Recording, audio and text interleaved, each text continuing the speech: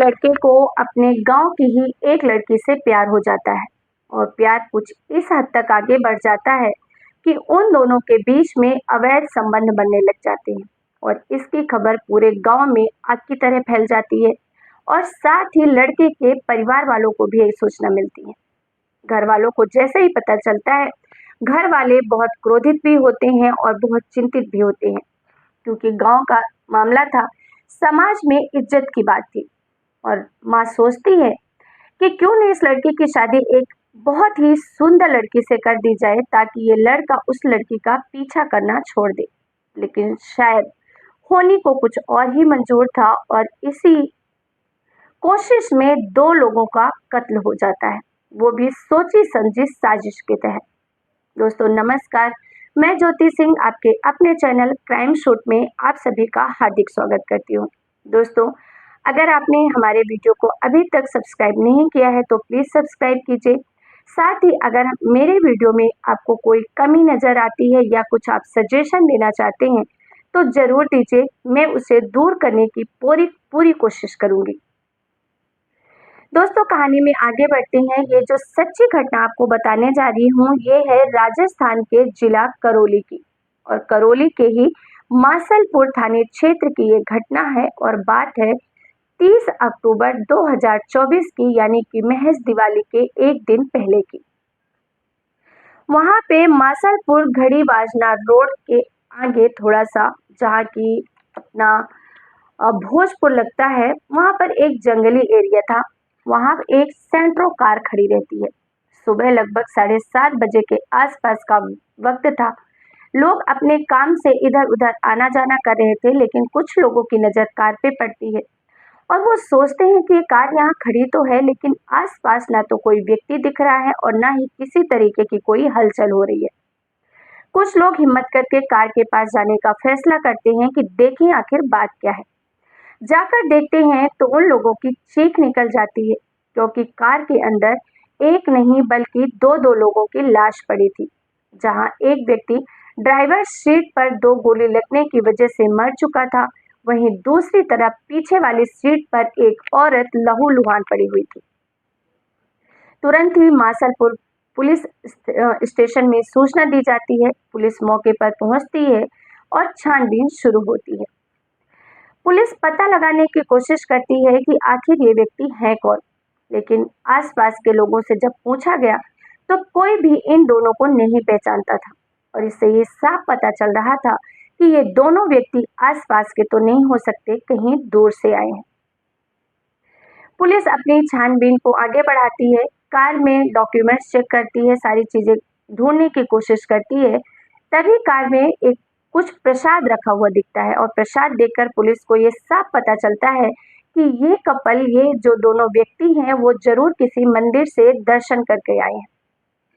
खैर, दोनों का मोबाइल चेक किया जाता है। मोबाइल व्हाट्सएप पे दोनों ने एक दूसरे को फोटो सेंड किया था, कुछ फोटो अपडेट भी किए थे और उससे पता चलता है कि ये दोनों ही एक माता रानी के मंदिर गए हुए थे और वहां से दर्शन करके वापस आ रहे थे।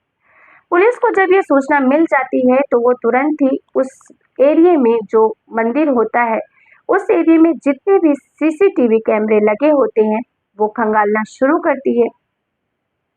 पता चलता है कि जब ये दोनों व्यक्ति मंदिर दर्शन करने गए थे तो वहां पर एक तीसरा व्यक्ति भी होता है और जब उस तीसरे व्यक्ति के बारे में पता लगाया जाता है तो उसका नाम निकल कर आता है चमन खान। अब पता करने की कोशिश की जाती है कि आखिर ये चमन खान है कौन। तो पता चलता है कि जो चमन खान है वो राम बरन नाम के व्यक्ति का नौकर है। और अब ये राम बरन कौन है, तो पता चलता है कि राम बरन जिस व्यक्ति की हत्या हुई थी, जो ड्राइवर सीट पर मौजूद था, उसका सगा मामा है। साथ ही जो आरसी वगैरह कार के रखे हुए थे उनसे भी राम बरन की लोकेशन, एड्रेस पता चलता है और पुलिस राम बरन को धर दबोचती है। साथ ही जब राम बरन पकड़ा जाता है तो चमन खान को भी पकड़ा जाता है, क्योंकि दोनों साथ में जो थे, और उनसे सख्ती से पूछताछ शुरू की जाती है। पहले ही तो दोनों बहुत इधर उधर की बातें करते हैं, पुलिस को गुमराह करने की पूरी कोशिश करते हैं, लेकिन जब पुलिस अपनी सख्ती पर आती है तो दोनों ही अपना मुंह खोल देते हैं। और जो खुलासा होता है वो और भी चौंकाने वाला होता है, क्योंकि जो रामबरण लड़के का मामा होता है वो कहता है, वो नाम लेता है वहां पर अपनी बहन का, जिनका नाम होता है ललिता देवी। जिन दो व्यक्तियों की हत्या हुई थी, जिसमें से व्यक्ति का नाम विकास तथा जो औरत होती है उसका नाम लक्ष्मी होता है, और दोनों ही पति पत्नी होते हैं। जनवरी 2024 में ही उन दोनों की शादी हुई थी। खैर, पुलिस पूछताछ शुरू करती है और पूछताछ में जो खुलासा होता है वो बहुत ही भयावह और बहुत ही चौंकाने वाला था।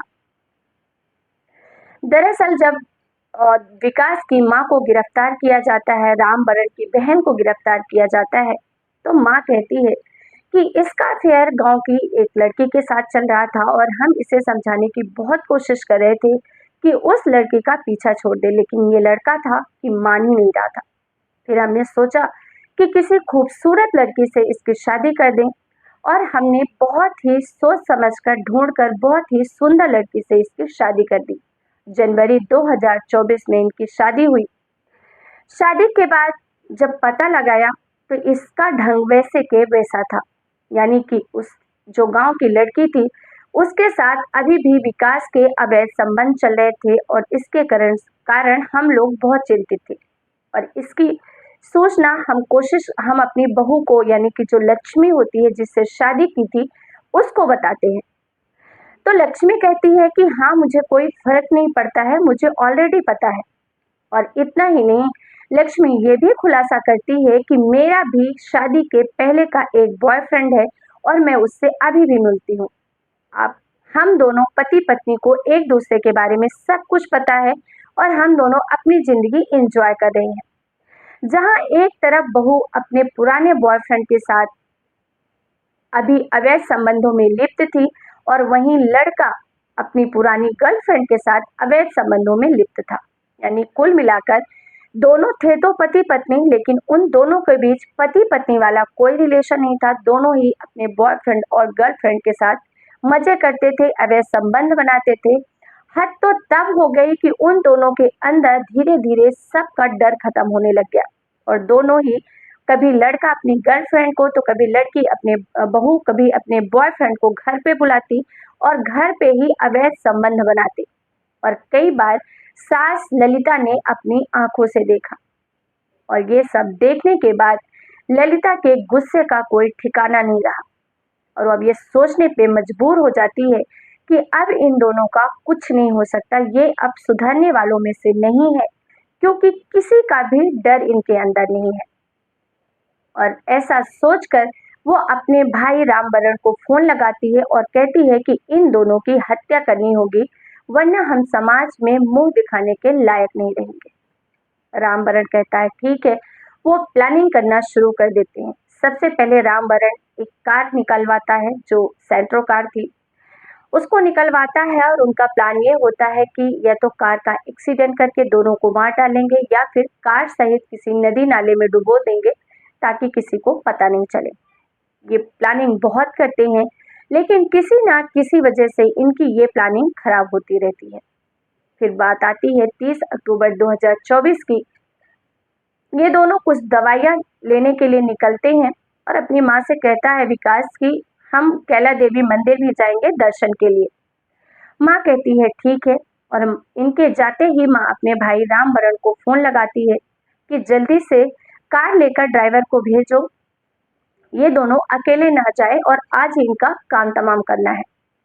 तभी चमन खान कार लेकर आता है और उन दोनों को लेकर जहां वो बोलते हैं वहां लेकर चला जाता है। अब चमन खान की कोशिश ये थी कि ज्यादा से ज्यादा वक्त बिताया जाए, ताकि लौटते समय रात में अंधेरा हो जाए और किसी भी एक्सीडेंट से या जैसा भी मौका मिलता है उस तरीके से इन दोनों की हत्या कर दी जाए। लेकिन शायद इतना वक्त उसे मिल नहीं पाता। रामबरण को सारी सूचना पल पल की दी जाती है, लोकेशन ट्रैक दिया जाता है उसको कि अब हम कहाँ पहुंच रहे हैं। कैला देवी माता के दर्शन करते हैं और दर्शन करके वापस आ रहे थे। जब वापस आ ही रहे थे कि थोड़ी ही दूर पर कार रोक दी जाती है। भोजपुर गांव के पास में कार रोक दी जाती है, और जो चमन खान होता है दीपक से कहता है कि भैया अब आप कार चलाओ, मैं आपको कार चलाना सिखाता हूँ। इनकी कोशिश थी कि इनका एक्सीडेंट करके मौत की जाए, लेकिन शायद वो कंडीशन बन नहीं पाती है। उसके बाद थोड़ी आगे पहुंचते हैं और वहां पर कार रोकने के लिए कहते हैं। कार रोक दी जाती है। रामबरण जो दीपक का मामा था वो ऑलरेडी वहां पहले से मौजूद था। हालांकि ये काम चमन खान को दिया गया था कि इन दोनों को गोली मारकर हत्या कर देना, लेकिन शायद चमन खान अकेले ये हिम्मत नहीं कर पाया और जब रामबरण आया तब दोनों ने मिलकर, रामबरण और चमन खान मिलकर दोनों ने गोली मारकर उन दोनों की हत्या कर दी और उसके बाद चुपचाप वहां से चले गए जैसे कुछ हुआ ही नहीं हो।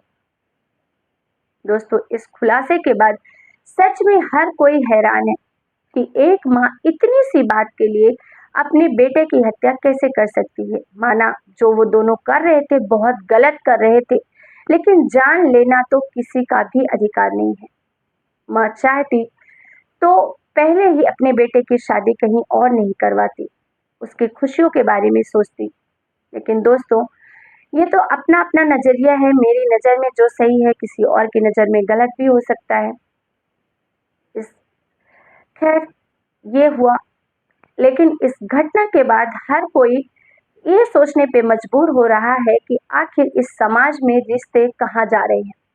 कभी माँ अपने बेटे की हत्या कर रही है, कभी बेटा अपनी माँ की हत्या कर रहा है, कभी भाई अपनी बहन की हत्या कर रहा है। यानी एक भी रिश्ता ऐसा नहीं है जिस पे आप भरोसा कर सके। आप सभी को ये सच्ची घटना सुनाने का उद्देश्य भावनाओं को आहत करना नहीं है, बल्कि आप सभी को जागरूक करना है, सचेत करना है। सतर्क रहें, सावधान रहें, जितना ज़्यादा हो सके अपना और अपनों का ख्याल रखें। अंत में बस यही बात, अवैध संबंध, नाजायज संबंध हमेशा ही नुकसानदायक होते हैं, अपना और अपने पूरे परिवार का सर्वनाश ही करते हैं। सतर्क रहिए, सुरक्षित रहिए, खुश रहिए। फिर मिलेंगे एक नई सच्ची क्राइम घटना के साथ। तब तक के लिए आप सभी का बहुत बहुत धन्यवाद। जय हिंद, जय भारत।